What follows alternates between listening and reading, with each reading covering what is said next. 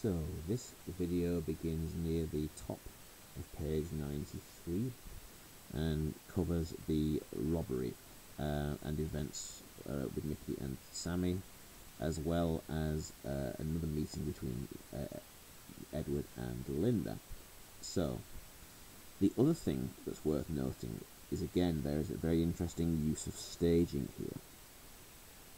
Now, in the previous scene, or scene a couple of scenes ago, with the cover the wedding, we saw how Russell uses the sort of foregrounding of the sacking and the backgrounding of the marriage to suggest the relative significance of that. Now, in this section, he goes one further because he has two scenes with dialogue that are running in parallel. So it's quite tricky to follow, and it's one of those things that actually you need to see really performed, I think, to really get a sense for how this works. But remember, there are two conversations in parallel. On the one hand, Edward and Linda. On the other hand, Mickey and Edward. Why is that done? Well, an increase in tension and intensity is clearly one thing, but what I would also say is that both of these conversations are betrayals. Edward talking to Linda in this way is a betrayal of Linda's marriage. Mickey talking to Sammy, contemplating crime, is a betrayal of his marriage and his love to Linda, that he's prepared to jeopardize all that. Although, of course, the fact that he is jeopardizing it is only evidence of his desperation. But nonetheless, what we're seeing now here is betrayal in parallel. So, Sammy approaches Mickey as on the other side, and that's the key thing. It emphasizes the fact that you've got two separate conversations on different parts of the stage. On the other side, we see Linda hurrying on, passing Edward, who stops and calls. Linda, Mickey, says Sammy. Edward, Linda.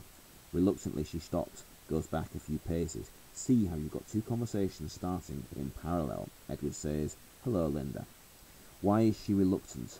Well, one, presumably because she has some feelings for him. Two, I suspect there's an element of shame. The fact that she is now married, I think, is something that she would be embarrassed of, the fact that it's happened and that he doesn't know about it, which is also significant, by the way, the fact that Edward wasn't at the wedding. There's something significant there. There are a number of reasons why she feels ashamed. So, hello, Linda. Hello, Eddie. Why haven't you called to see me? Says Edward. I heard you had friends. I didn't like butting in. You'd never be butting in, and you know it. It wouldn't matter if I never saw those friends again, if I could be with you.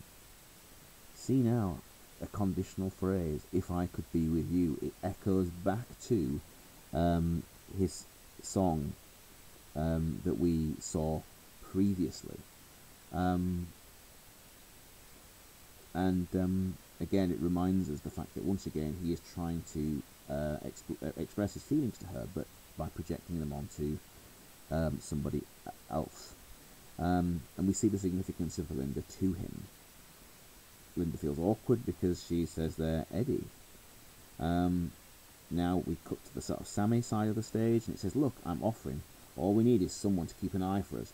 Look at you, Mickey. What have you got? Nothing. Like my mum. Where you taking your tart for New Year? Nowhere.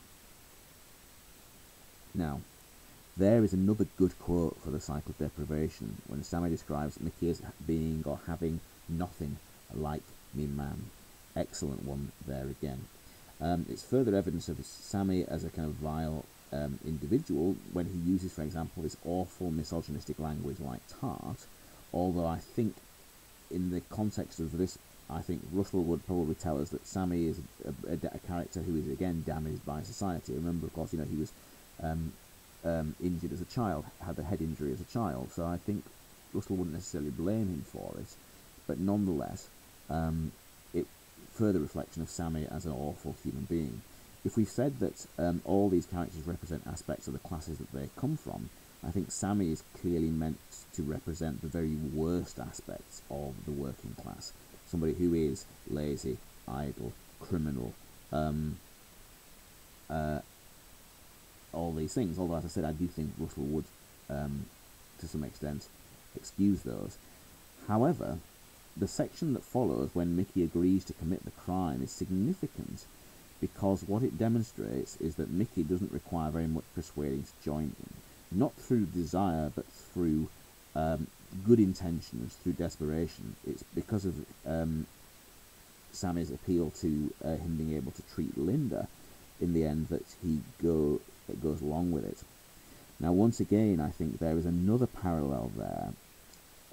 We talked about the escapism very early in the play, where Mrs. Johnston was buying things on credit because it allowed her to, just for a little while, have that taste of what a good life might look like, but more specifically, allowed her children to have it. And I think this is part of the appeal now. I think Mickey sees this crime, while it is wrong, he sees the opportunity to do some good for someone else, in this case Linda.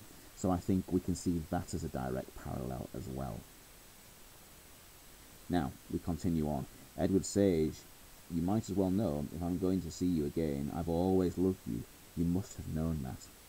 Finally, he expresses his feelings. This is what I mean when I say it feels like a betrayal. And look at what Sammy is doing in the parallel. We don't use the shooters, i.e. firearms. They're just frighteners. You don't need to use them. Everyone behaves when they see a shooter. You won't even be where the action is. Just keep the eye out for us. Now, again, more dramatic irony. As soon as someone says something like that, then we might well be starting to think, but what if he does? Edward says to Linda, I'm sorry. Sammy offers him 50 quid. 50 quid, Mickey. 50 quid for an hour's work. Just think where you could take Linda if you had cash like that. See, that's how he persuades him. It's through good intentions that Mickey is drawn into crime. Edward says again, I'm sorry, Linda. And Linda replies, it's all right. I suppose I always loved you in a way. Then marry me. And suddenly now, we realise, of course, Edward doesn't know. Mickey hasn't told him. He wasn't there. He doesn't know. We really are getting into tragedy. He's too late. Didn't Mickey tell you? We got married 2 weeks before you came home and I'm expecting a baby. What a bombshell. Further, incidentally, if you want to group along with things like Linda's pregnant, the fact that she's also therefore described as expecting a baby here is another good quote for the cycle of deprivation and the links between Linda and Mrs. Johnston, the sense in which they're almost parallel or cyclical in that regard as characters. Mickey offers 50 notes. It asks for 50 notes. Sammy nods. All right, great. And Mickey nods. Cheer up, will you? It's New Year. Now, we see here, then, the betrayal, if you like. The confession of feelings between Linda and Edward, and the acceptance of the crime with Mickey. Even though it's done with good intentions, still, of course, wrong. It's still a crime. Now, the fact that Linda is prepared to admit her feelings to Edward, even though she knows she's married, I think has to show us then a sense that already on some level, perhaps not necessarily whether she realises that she has made a mistake, but certainly that she realises that the life that she has chosen, it will not be one that is easy, and there has to be a little bit of regret there. I think that's what that's why she does that, but it's a very sad moment. But once again, it also emphasises the way that in the end it will be this piggy in the middle symbolised relationship, the love triangle between these three characters. It will be the triangular aspect that will drive them apart.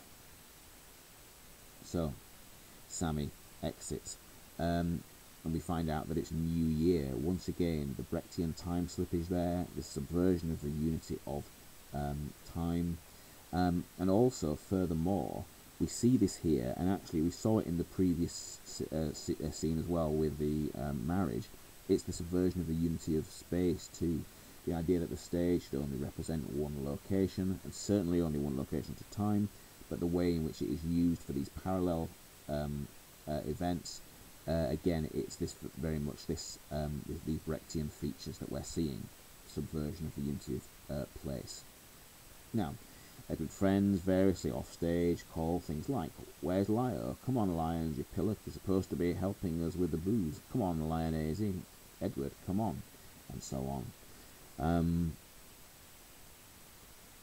And Linda, in the end, she's had that moment, she's expressed her feelings, but she's still loyal to Mickey and says, "I'll see you, Eddie. Happy New Year." And she moves away. In other words, she's still at this stage committed to Mickey, and he exits. Mickey now returns to her. The stage that represented two spaces now almost bleeds back into one, and he calls Linda. "Linda, are you coming in? Look, I'll be back about 8 o'clock, and listen, get dressed up, I'm taking you out." Now again, dressing up, being taken out, it links back to the idea of escapism, it links back to the dancing and the parties and the cinema that we talked about earlier. The best of intentions. It's all about him attempting to escape from the drudgery and the horror of his everyday life, and once again, if he's falling into similar cycles to Mrs. Johnstone, perhaps not in the sense of crime. Although I suppose if we were going to be cynical, we could argue that Mrs. Johnstone's desire, or rather Mrs. Johnstone's action of selling a child, is perhaps a crime. You could argue perhaps then in that sense it is parallel in the way that they both do fall into these rather criminal acts. At any rate, Linda asks, "What?" And Mickey says, "Guess what? We're going dancing. There is the motif again. Then we're going for a slap-up meal, and tomorrow you can go into town and get some new clothes." Dancing, escapism, that's what this is. Linda more practically says, "Oh yeah, where's the money coming from?" She says, "I'm doing some work." "What? Look, stop arguing, will you? I'm doing some work and then I'm taking you out." Sammy shouts off, "Mickey." Linda says, "Is that your Sammy?" He says, "Now shut up, Linda. Right, just make sure you're ready at 8. And he starts to leave. Linda calls after him, Mickey, no." She, of course, knows that anything that Sammy is involved with is not going to be good. As we've said, it is a betrayal what he's undertaking, but it's a betrayal with the best of intentions. Now, the narrator enters once again. We talked about him as a symbol of fate. We've talked about how, particularly in his funeral attire, in his black suit, how he can be seen to symbolise death. And so it's significant that he comes on to be this kind of doomful symbol at this moment, just after Mickey has sealed his own fate. And yet again, it's another quatrain, it's another pair of rhyming couplets with that full intensity that brings. There's a full moon shining and a joker in the pack. The dealer dealt the cards and he won't take them back. There's a black cat stalking and a woman who's afraid that there's no getting off without the price being paid. Now, see how this relates back to so many of those key images from earlier in the play. First of all, from the beginning of Act 2, you've got no getting off without the price being paid, which of course is what they say on the bus. But again, it's another metaphor for consequences. These are characters who are haunted by the consequences of their actions. In things like the Black Cat stalking and Jokers in the Pack, you've got references to superstition. Again, obviously, key images from earlier on. I suppose, in terms of consequences, the dealers dealt the cards is a new image, I think. I don't think we've seen that one before, but you can add it to the same sort of cluster. And of course, again, the rhyming couplet, pack back, afraid, and paid. Consequences. What we are now seeing is consequences that go right back to the beginning of the play. Now, we see Mickey nervously keeping lookout as, behind him, as if inside a filling station office, we see Sammy, his back to us, talking to an offstage character. In other words, Sammy is robbing this petrol station.